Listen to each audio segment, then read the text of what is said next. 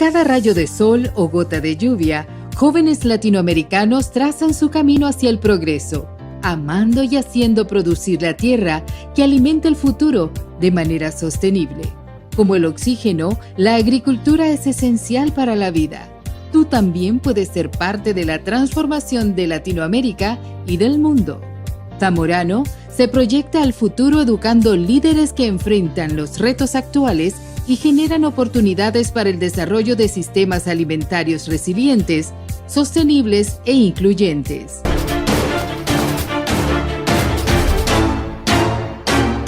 Cada vez vienen más graduados y ya somos cerca, en la costa tenemos como 1.100 graduados. Total. Pero ya desde hace muchos años. Ahora último se están graduando muchos chicos y vienen bien preparados y vienen con unas ideas, con una preparación nueva de la que tuvimos nosotros los que somos ya mayorcitos. Hagamos esa comparación. ¿Qué recibieron ustedes y qué están recibiendo los jóvenes? Por ejemplo, ahora los jóvenes saben más trabajar en conjunto.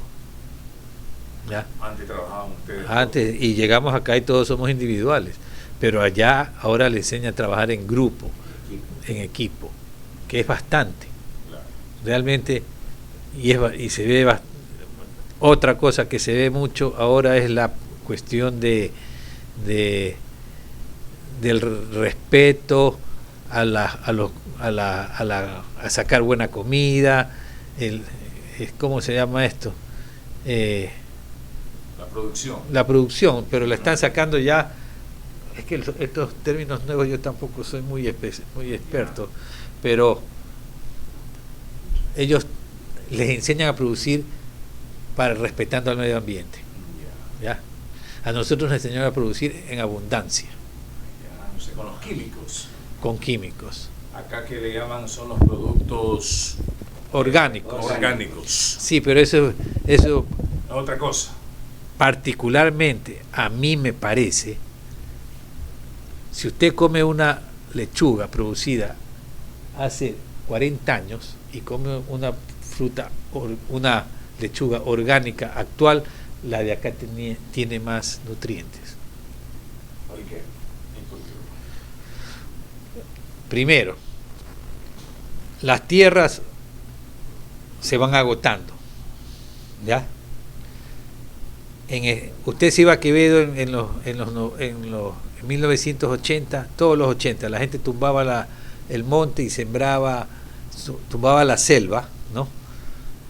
Y sembraban cacao, arroz, maíz, con muy poca fertilización y cosechaban. De ahí es que crece el mito de que en Ecuador usted tira una pepa y le sale el árbol. Sí la he escuchado. Ya.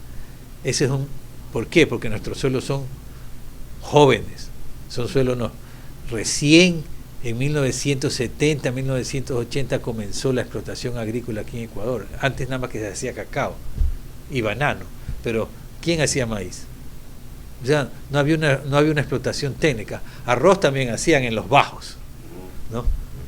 Todo eso era tierra buena y los bajos no necesitaban fertilizar porque venía el invierno, inundaba, cogía tierra nuevas, volvían a sembrar y estaba eso fértil y volvían a cosechar. Entonces, claro, pero ya las cosas cambian. Ya ahorita en Quevedo tienen que fertilizar porque si no, no cosechan. ¿Ya? Usted se va a España y le pregunta, ¿y usted, agricultor, qué siembra? Yo siembro frijoles. ¿Y cómo siembra? Bueno, lo primero que le echo son 40 toneladas de abono orgánico o de estiércol.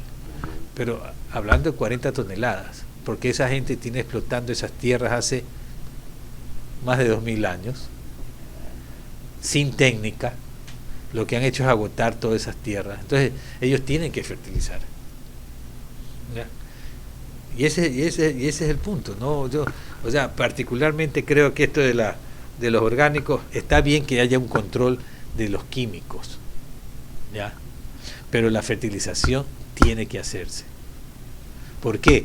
Porque usted al fertilizar NPK, nitrógeno, fósforo y potasio, está haciendo que la planta trabaje bien y necesite y para producir todo el alimento que tiene que producir necesita selenio, necesita muchos microelementos.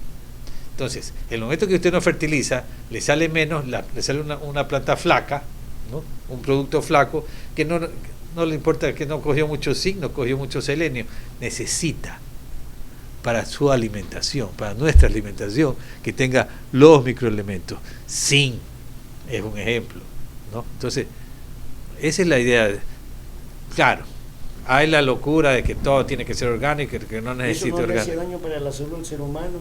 No. ¿Algo cancerígeno? No, nada. Si la planta transforma todo, la urea, el nitrógeno lo transforma. La urea es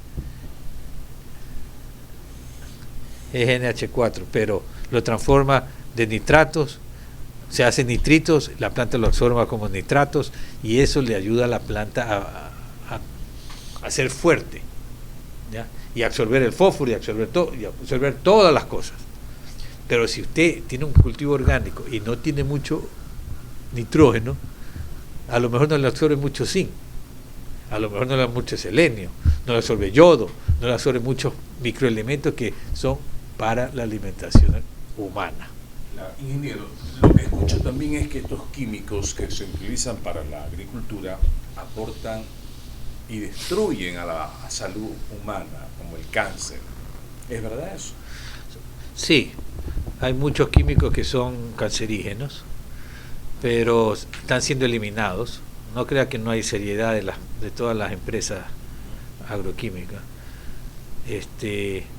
Ellos siempre están trabajando y es una investigación que cuesta bastante plata de ver qué es lo que pueden hacer para mitigar todos estos efectos en contra.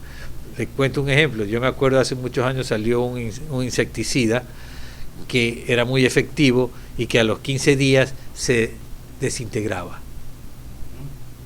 Entonces usted podía fumigar su tomate, lo cogía, lo guardaba, esperaba 15, 20 días que madure bonito y se lo comía, pero no comunican esas cosas, ¿ya? Y a lo mejor este insecticida es más caro que otros. Y entonces la gente se va, en Ecuador, en un país que no se controlan muchas cosas, a lo mejor dicen, no, todavía tenemos pues el viejo, que es más efectivo, y no importa si hace daño. O sea, el montuyo tampoco sabe que hace daño. O sea, no lo digamos que lo hace de maldad. Se termina convenciendo de lo que le venden y de lo que le dicen que funciona. Y lo que él se da cuenta también. O sea, el resultado final, por claro. supuesto. Entonces, pero no lo hace de malo. Es falta de conocimiento. Hay un criterio de comparación entre el orgánico con lo tradicional. Dicen que el orgánico toma mucho tiempo para tener un cultivo en poco tiempo. En cambio, con el tradicional es más rápido. Entonces, es una fantasía pensar que el campo va a reemplazar lo tradicional con lo orgánico, sabiendo que el campo es un espacio de hacer dinero. Sí, a ver, comparando lo orgánico con lo que usan químicos. El que usa químicos le va a sacar más rendimiento. Va a ser difícil dejarlo. Sí, va a ser muy difícil, porque hay cultivos que no se puede, pues. O sea, que depende de la alimentación mundial. Imagínense el maíz, que sacan 10 toneladas así con químicos y fertilizantes. Sin fertilizantes y sin químicos van a sacar 5, pero multiplíquelo por todas las hectáreas que hay en el mundo y toda la gente que come en el mundo. No alcanza. No alcanza. Entonces simplemente es una Tendría que comenzar a deforestar y seguir sembrando orgánico, y la cosa tampoco va por ese lado. Claro. Porque la deforestación tiene sus consecuencias. ¿Cuál ha sido el criterio del presidente de este gremio sobre las políticas que emprende el ministro de Agricultura? ¿Cuál es la evaluación suya sobre el trabajo que viene haciendo el ministro en este gobierno, el gobierno de Daniel? A ver, en este poco tiempo nosotros hemos visto que este ministro sí está actuando de una manera eficiente. O sea, se está programando para aumentar la producción en Ecuador en todos los sentidos. Hay unos problemas serios como el del banano, con el precio oficial, que unos quieren, otros no quieren. Realmente yo, como si fuera ministro, yo no supiera qué hacer.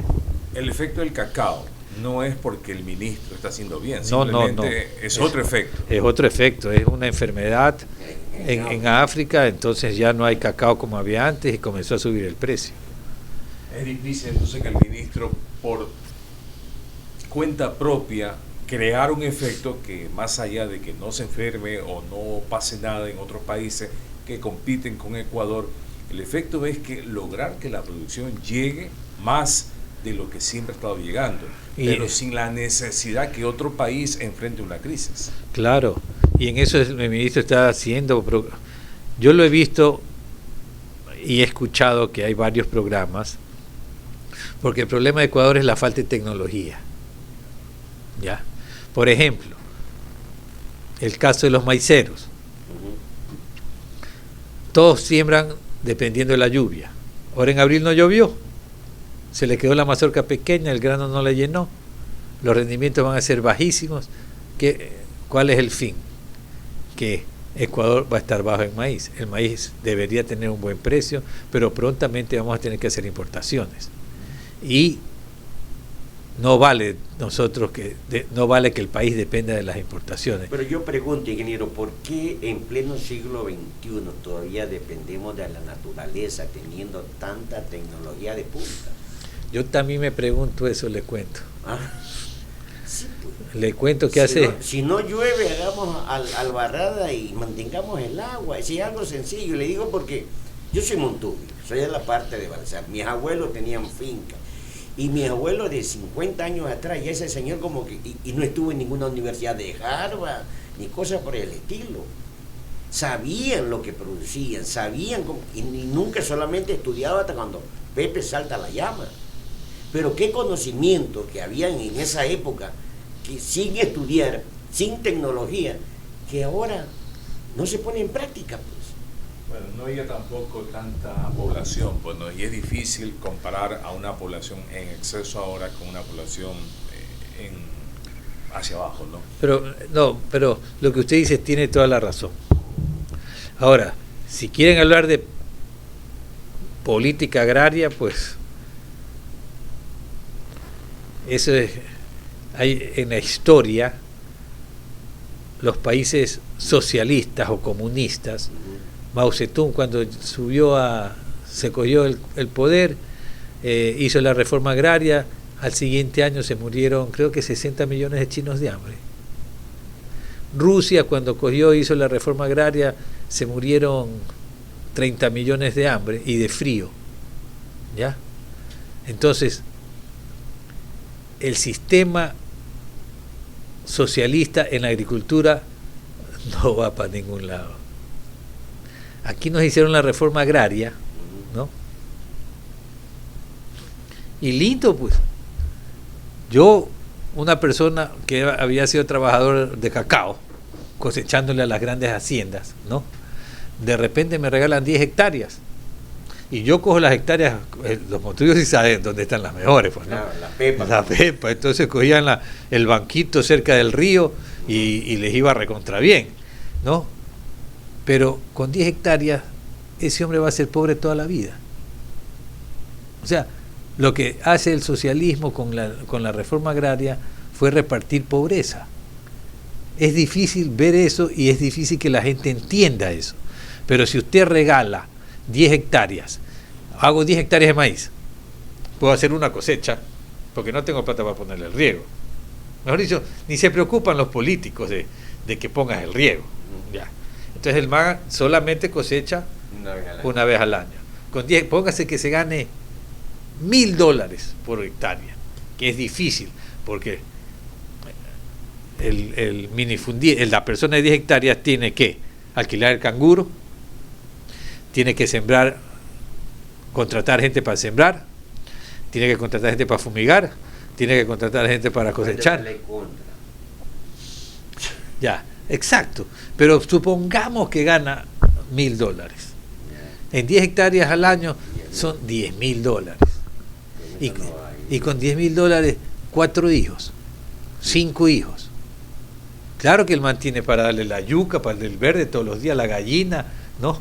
La fruta, la papaya, todo eso, porque la tierra es virgen. Claro, pero cansa lo mismo también. Ya, no, y más que nada los hijos están mal alimentados, están sin educación, porque la escuela queda lejísimo, ¿no? Sin educación, sin salud. Entonces toda esa gente, ¿qué hace? Se viene a Guayaquil, se va a Santo Domingo, se va a las ciudades, ¿ya? Y esa es la gente pobre que tenemos. En los países capitalistas, o mejor dicho, o socialismo capitalizado, no ha sido así. En México, hace poco hicieron una reforma agraria al norte, cada terreno tenía mínimo 100 hectáreas y es indivisible. O sea, a usted le dan 100 hectáreas y no las puede dividir. Puede tener 10 hijos y los 10 hijos viven ahí, pero no pueden dividírselo. ¿Ya? Esa es una reforma agraria. ¿Cómo hacen ahí si ya mañana fallece el titular de la propiedad? Esa es una parte natural. Mire, en Estados Unidos, vamos primero a Brasil. En Brasil y en Argentina todas las tierras son grandes, todas las haciendas son grandes. Entonces, si yo tengo una hacienda en Argentina que tengo 800 hectáreas y tengo 5 hijos, entonces tengo plata para mandar a mi hijo a estudiar a Europa, al otro lo mando a Estados Unidos, y hay un gil nomás que se queda trabajando en la tierra. Los otros se van a vivir a Buenos Aires, otros se quedan viviendo en Estados Unidos. Eso sucede. Entonces, y cuando se muere vienen las acciones, la división, entonces yo te compro, ya. Y ahí pongamos que se divide en 2 o en 3 o en 4, pero bien, es una división natural, que eso es lo que yo veo que ha sucedido en Estados Unidos. Cuando yo estudié en Estados Unidos, habían 150.000 habitantes y el 3% vivía en el campo. Actualmente tienen 350.000 habitantes y el 15% vive en el campo. Si usted multiplica va a ver que es un número de locos, pero así mismo es. O sea, ha aumentado mucho la gente que vive en el campo, en una forma bien elevada. ¿Por qué? Porque el señor que tenía inicialmente 500, 600 hectáreas, como le digo, manda a su hijo a estudiar a Boston, manda a su hijo a otro lado. Entonces, cuando se muere él, entre los hermanos se ponen de acuerdo, o se dividen o uno se queda. Conocí un caso, había un señor que tenía 120.000 hectáreas. Y ese era de recontra que vuelta al terrateniente. Exacto, pero tenía 10.000 hectáreas, cosechaba todos los años de madera. Él sembraba pino y los cortaba a los 12 años. Entonces usted pasaba por la hacienda de él porque habían carreteros que cruzaban y decía, qué lindo bosque, ¿no? A los 3 días venía, pasaba, y el bosque ya no estaba, pero ya estaban sembrando otra vez. Entonces, y eso todo se vendía para papel. Entonces, se muere el viejo, ¿no? Porque esto me lo contó un profesor que tuve, y dice, se muere el viejo y un hijo se quedó estudiando en Nueva York y es millonario en Nueva York. El otro, la hija se le fue y se le casó en California y vive en California, y el otro hijo se quedó. La de California vendió su parte, el otro vendió su parte, todavía tenían 4.000 hectáreas cada uno. ¿Sí me entiende? Entonces la división viene de una forma natural, como es en Europa. Usted se va a Europa y las tierras no son grandes, pero fueron grandes. Se han ido dividiendo conforme ha crecido, como usted dice, por culpa por la herencia, pero ya viene una forma natural. Entonces ya los lotes pequeños, el que tiene un lote pequeño ya sabe cómo explotarlo. Entonces la política que emprendió Correa de entregarle 10 hectáreas no vendría a ser lo mismo, porque si hay tantas familias que quieren comer, y para que no se peleen, y para que cada quien comande su espacio, bueno, 10 para ti, 10 para ti, y así 10 para el resto. Exacto. Esa es una mala política. O sea, esa es una persona que nunca estudió desarrollo rural. Es una persona que no sabe nada. Bueno, ¿qué tal amigos oyentes y televidentes de todo el país, de Telenorte, nacional e internacional? Estamos por acá en la Asociación de Zamoranos del Litoral, con su presidente, el ingeniero Augusto del Hierro, hombre con vasto conocimiento en el agro, que quiere la transformación de este país, principalmente para nuestros hermanos, los campesinos, el verdadero productor. Mi querido ingeniero, muy gentil, gracias por su hospitalidad aquí y siempre tan gentil con quienes hacemos medios de comunicación del país y de la ciudad de Guayaquil. Bienvenido. Muchas gracias. ¿Cómo marcha, cómo funciona esta asociación? A ver, la asociación estamos rehabilitando todo lo que es creación de proyectos nuevos para ofrecer a los ministros o a los presidentes que vengan. Esa es la función ahorita de la asociación. Siempre abierto para brindar el asesoramiento que le hace falta a muchísimas personas acá en el país. Sí, efectivamente. Próximamente vamos a hacer tenemos planificado hacer unos cursos de cacao y maíz. Cacao por estar en su punto máximo en precios, y me imagino que todo el mundo quiere hacer cacao, pero hay que enseñar y dirigir a la gente para que trabaje el cacao en forma técnica y pueda sacar buenos rendimientos para que sea realmente rentable el cultivo. Así los precios bajen, ellos puedan con alto rendimiento tener un cultivo rentable para sus vidas. Nuevamente le queremos agradecer al ingeniero Augusto del Hierro, presidente de la Asociación de Zamoranos acá del país, mirando a la cámara su mensaje para las autoridades, principalmente para los gobiernos, que siempre pongan en el ministerio, en el MAGAC, el Ministerio de Agricultura y Ganadería, a personas que tengan conocimiento del agro y del campo, mi querido ingeniero.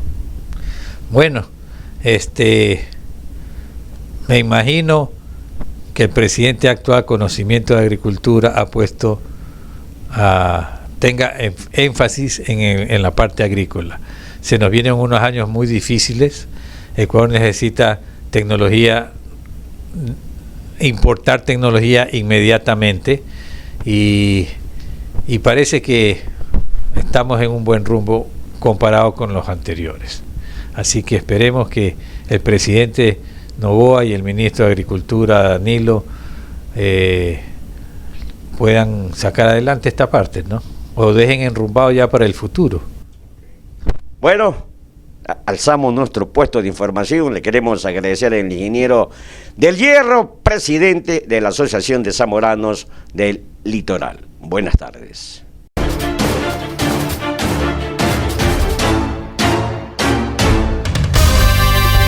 Telenorte 24, la televisión de Ecuador se ve en todas partes.